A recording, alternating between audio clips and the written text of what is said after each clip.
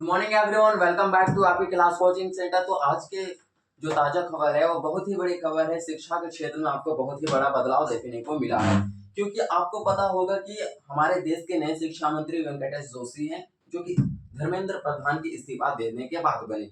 तो उन्होंने हमारे शिक्षा के क्षेत्र में बहुत ही बड़ा बदलाव लाए हैं। वो क्या बदलाव है कि आपको एक कानून जानना है। एक कानून है जिसका 2024 में लागू किया गया था, सार्वजनिक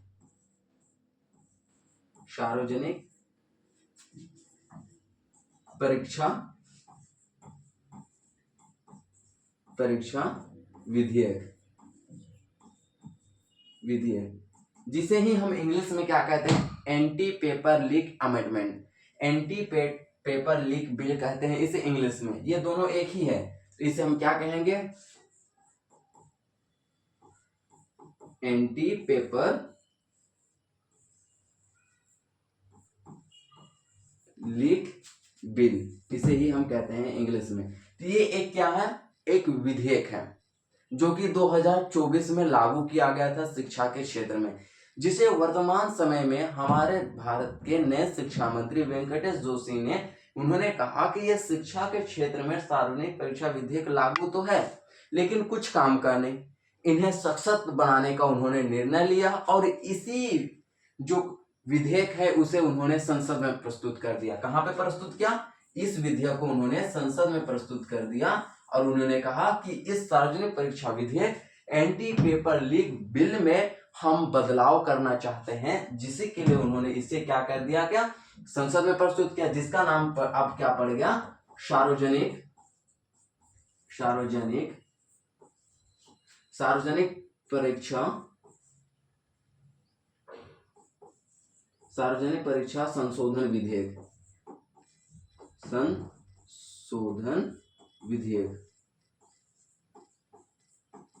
संशोधन का मतलब होता है बदलाव। इन्होंने कहा कि नहीं, हम इसमें संशोधन करना चाहते हैं, इसमें बदलाव करना चाहते हैं।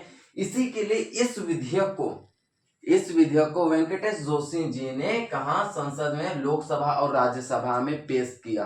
अभी फिलहाल में 2-3 दिन की बात है, एकदम जल्द से जल्द एक्शन लिया और इसको यहाँ पे संसद में पेश किया, जिसका मुख्य उद्देश्य है अनुचित साधनों को रोकथाम या तो खत्म करना।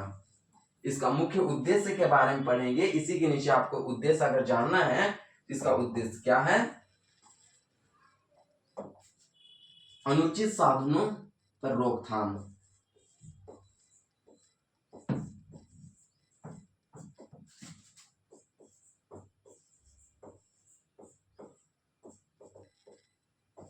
साधनों की क्या है, रोकथाम, यानी कि अनुचित साधनों की रोकथाम इसका मुख्य उद्देश्य है। यदि कोई भी व्यक्ति पेपर लीक करता है, धांधली करता है, घूस मांगता है आपसे, तो आप सीधे जाके पुलिस स्टेशन में कंप्लेन कर दीजिए, या तो फिर वह पकड़ा जाता है तो उन्हें कड़ी से कड़ी सजा दिया जाएगा। अगर वह अकेला व्यक्ति है तो उन्हें 5 से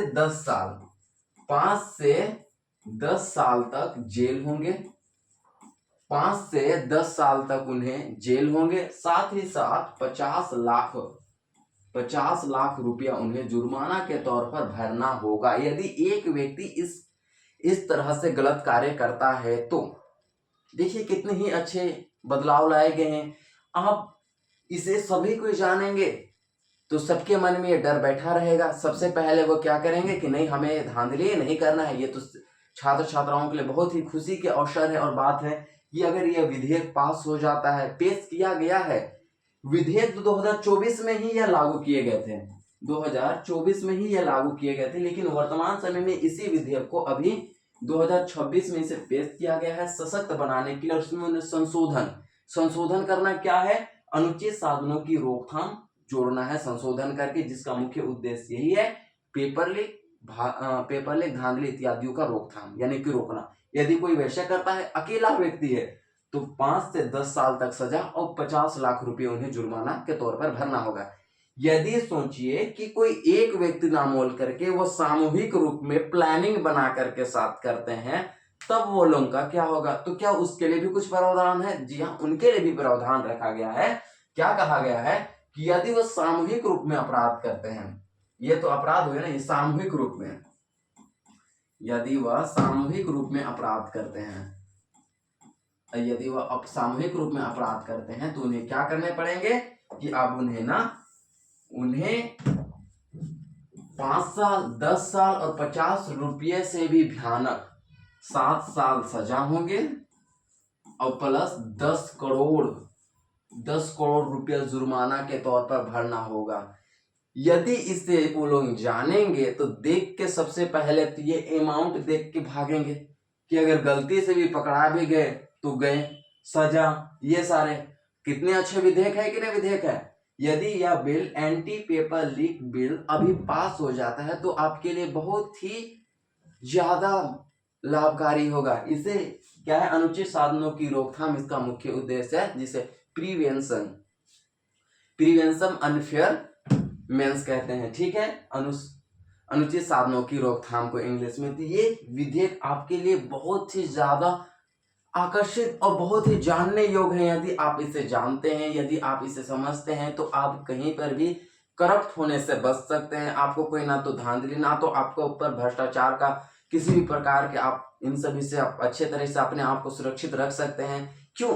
क्योंकि यह बिल पास हो गए यदि तो बहुत ही ज्यादा सख्त कानून हो जाएंगे और हमारे देश में जो शिक्षा के क्षेत्र में धांधली होते आए हैं, पेपर लीक होना, उस पर ये करना, हम नहीं जानते हैं कि कौन करते हैं, आप नहीं जानते हैं कि ये सारे गलत काम कौन करता है, लेकिन जो भी करता है ये काम वो सावधानी अब रहेगा। क्योंकि ये सारे जो पैसे को पहले तो देख कर कि वो चौंकेगा, भाई जितना हम अपने करियर में कमाएंगे नहीं उतना हम यदि पकड़े गए तो देना पड़ेगा, ये सोचेंगे। तो यदि आपको ये सारे जानकारी आप तक मैं पहुंचा रहा हूँ बार बार, क्यों? क्योंकि आप अन्य लोगों तक भी ये जानकारी पहुंचाए ताकि वो लोग भी क्या हो, इसे देख करके समझे, सीरियस हो और वो अपने अधिकारों के बारे में जाने। ये आपकी जिम्मेवारी है ना अन्य लोगों तक पहुंचाने के लिए। तो आप ये सारी चीज को जानिए ताकि आप अपने अधिकारों के लिए लड़ सके। यदि आप इन सब के बारे में नहीं जानिएगा तो अपने अधिकारों को नहीं लड़ सकिएगा। यदि वर्तमान समय में दिल्ली में इतने बड़े प्रोटेस्ट हुए, क्यों हुए? अपने अधिकारों के लिए ना, नीट के पेपर लीक किए गए, इसी के लिए ना आदमी लड़े गए केंद्र सरकार से, और केंद्र सरकार को कहा कि धर्मेंद्र प्रधान इस्तीफा दे, और धर्मेंद्र प्रधान ने इस्तीफा दे भी दिए। क्यों?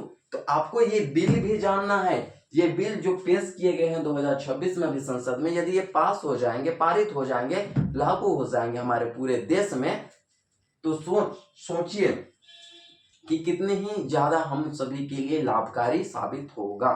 तो ये आपको भी जानना है, आपके दोस्तों को भी जानना है, आपके माता पिता को भी जानना है और साथ साथ अन्य लोगों को भी जानना है ये बिल के बारे में।